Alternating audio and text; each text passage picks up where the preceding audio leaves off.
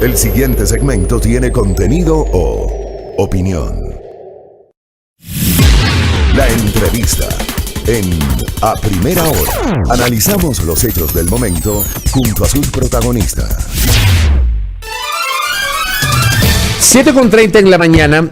En este espacio hemos escuchado durante los últimos días algunas visiones desde el punto de vista jurídico, desde el punto de vista del movimiento feminista sobre la resolución adoptada la semana anterior por la Corte Constitucional que declaró la inconstitucionalidad del numeral 2 del artículo 150 del Código Orgánico Integral Penal respecto del aborto no punible, dando paso a la despenalización del aborto por violación para todos los casos de violación.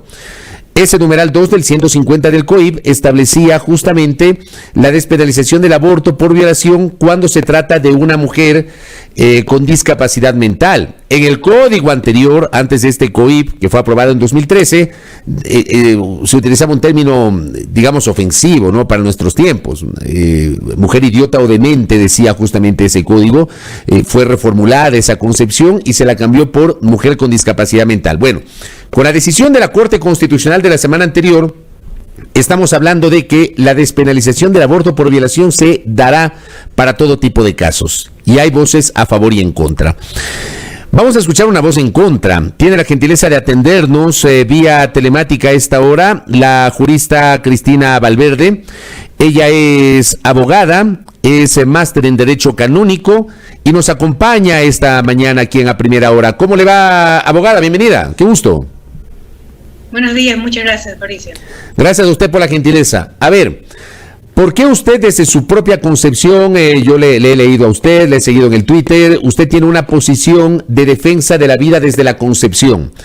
¿Por qué en este caso se opone a la despenalización del aborto para estos casos de violación, doctora?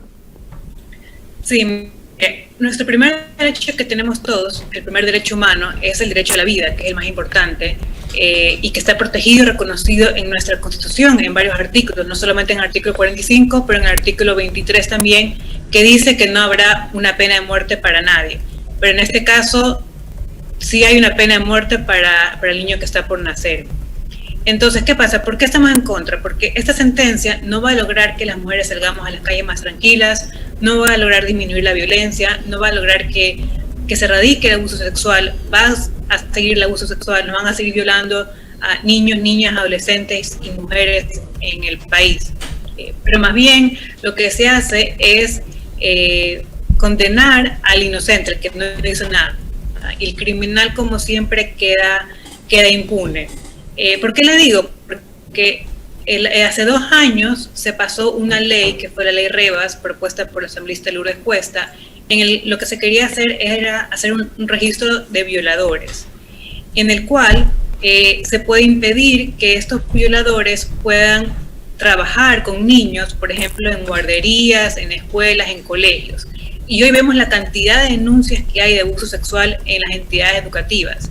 Y sin embargo, esta misma Corte Constitucional votó abajo esta ley porque decía que discriminaba el derecho de trabajar de los violadores, por lo tanto desprotegiendo a nuestros niños y adolescentes en todo el país. Hoy en día los padres de familia que vamos a dejar a nuestros hijos al colegio no sabemos si los vamos a dejar en manos de un posible violador o violador ya convicto.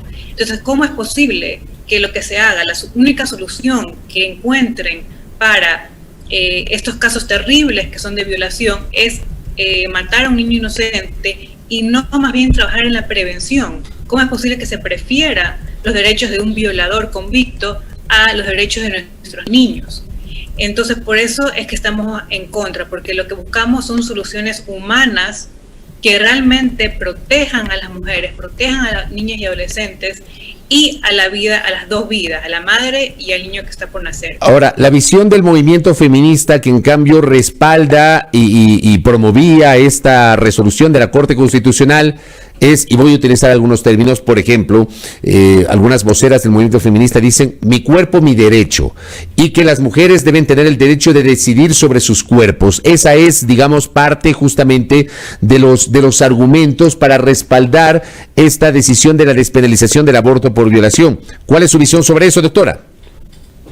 que todos tenemos el derecho de disponer de nuestro cuerpo, podemos hacernos cirugías, tatuajes, pintarnos el pelo, etcétera, pero un niño que está dentro del vientre no es parte de nuestro cuerpo, tiene su propio ADN que lo hace único, repetible, su propio, vemos cuando vamos a las ecografías que está latiendo su propio corazón, tiene su propia vida y su propia dignidad. Recordemos que como todo organismo vivo, el ser humano está en una continua trayectoria de desarrollo. Pasamos por diferentes etapas desde el momento de la concepción a ser embrión, a recién nacido, niño, adolescente, adulto, adulto mayor, hasta que nos morimos. Lo único que cambia, tenemos el mismo ADN y la misma dignidad, el mismo derecho a la vida. Lo único que cambia es nuestro aspecto físico y lamentablemente a través de la historia hemos visto cómo se han legalizado genocidios por unas diferencias físicas. Por ejemplo, hemos visto cómo la esclavitud fue legal, se mataron a miles de personas por el color de piel. Vimos cómo el holocausto fue legal, simplemente por pertenecer a la raza judía. Todo esto fue legal, fue legalizado, pero por supuesto que no fue humano. Y hoy en día se hace esto con el niño que está por nacer, niño o niña que está por nacer. Y yo pienso que es muy incoherente luchar contra la violencia contra las niñas y las mujeres y promover al mismo tiempo el aborto, que es el asesinato de miles de niñas.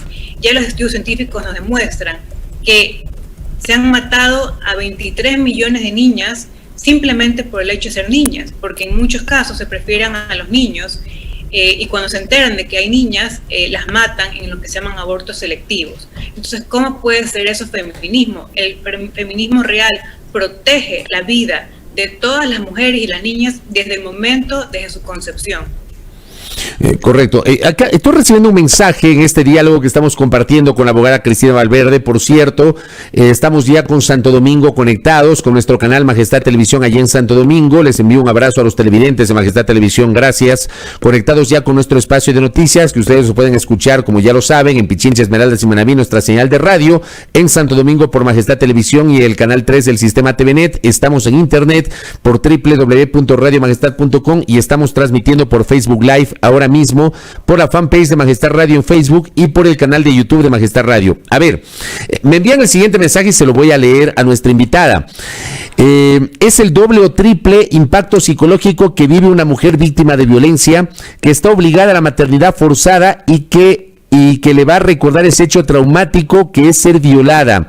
Es parir hijos producto del incesto, de la violación del padre o del abuelo. Son comentarios que estoy recibiendo en este momento y que se los traslado a nuestra invitada.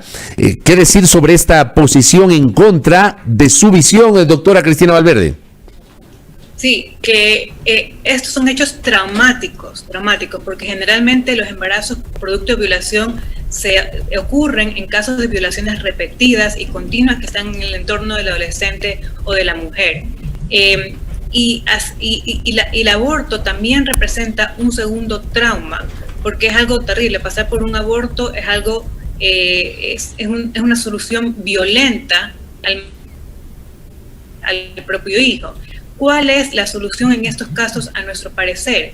Sería la adopción desde el vientre, porque esta mujer o este adolescente no tiene por qué criar a este hijo de un producto de una violación, sino que lo que se podría hacer es permitir, porque hoy en día está prohibido, la adopción desde el vientre, pero le cuento que esta propuesta la hicimos este año y fue también tumbada, así como fue tumbada endurecer la pena a los violadores y dar cadena perpetua, y así como fue tumbada el registro de violadores para que no puedan trabajar cerca de niños.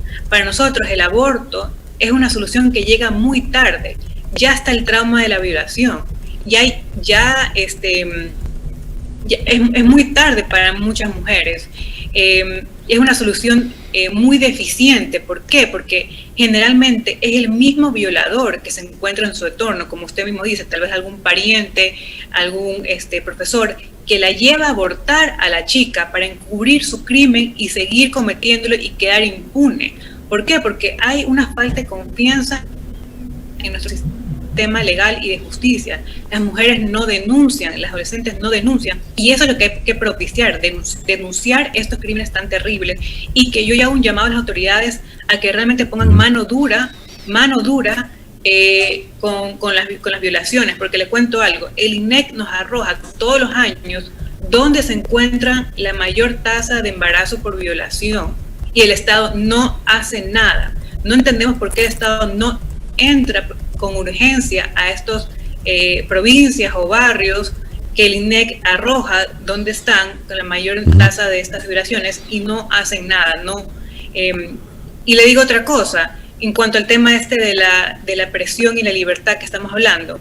Un estudio en Chile muy bueno arrojó el siguiente dato: el 65% de las mujeres son obligadas o coaccionadas a abortar. Es decir, que no es algo en libertad, sino que está sirviendo como otro medio más de coacción hacia las mujeres, porque en todas las fundaciones que atienden a mujeres en este tipo de situaciones, el 85% decide tener a su hijo una vez que se les presta ayuda económica y emocional. Nadie va feliz a abortar. Lo que muchas veces hace falta es, el problema es el entorno muchas veces de la mujer y el entorno social, la falta de apoyo. Entonces, ¿por qué el Estado no invierte en apoyar a las mujeres, invierte en apoyar a las mujeres embarazadas, por ejemplo? Puede crear beneficios fiscales para que las empresas contraten a madres solteras y un sinnúmero de cosas para apoyar a las madres. Usted planteaba una alternativa que es la de la adopción desde el momento que se ha concebido, o sea, desde el vientre. ¿Se formalizó esa propuesta? Le pregunto por un lado acá, y por otro lado, ¿esta alternativa existe o no en otros países, doctora Cristina Valverde? Es una alternativa que ha sido propuesta en Argentina, tampoco se llega a formalizar, y sí se propuso en este año que ha sido tratado el Código de la Niñez y de la Adolescencia. ¿Por qué? Porque en el Código de la Niñez y de la Adolescencia está prohibido expresamente la adopción desde el vientre. Entonces nosotros propusimos que por lo menos situaciones tan difíciles como es embarazo adolescente o embarazo por violación, que sea permitido. ¿Por qué? Porque así para la mujer es más fácil saber que este niño va a tener una familia que ya está ahí, es más fácil llevar a término el embarazo y que todo el mundo tenga un final feliz, porque muchas de estas mujeres tampoco quieren abortar, no quieren ir a abortar, pero tampoco quieren criar a su hijo, no pueden hacerlo.